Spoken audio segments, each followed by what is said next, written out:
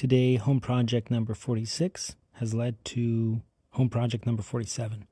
After installing these Ikea cabinets, I now need a doorstop for my door. Go to Amazon, I find something inexpensive and with good reviews. The way to install these hinge doorstops, find something sharp and a hammer, knock out the pin on the door, add the doorstop to the pin, and knock it back into the hinge.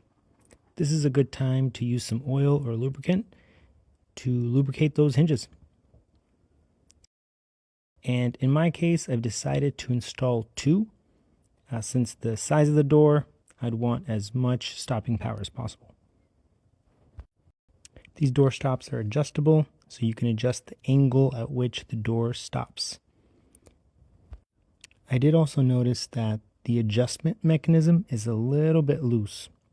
More on that later. After aligning both top and bottom stops, time for the test run.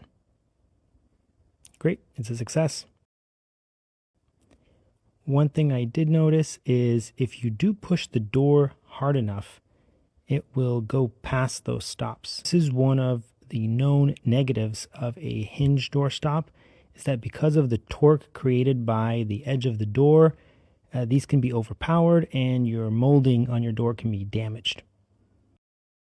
So to stop the adjustment bolt from moving around, I decided to use some thread locker, blue. But after letting this dry, the thread locker didn't seem to do a whole lot. These are still a bit loose. Overall, I think it's a pretty good solution. I know it's not perfect, but until these break, I think it will do.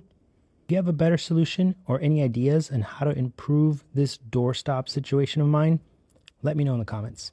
Have a good one. See you next time.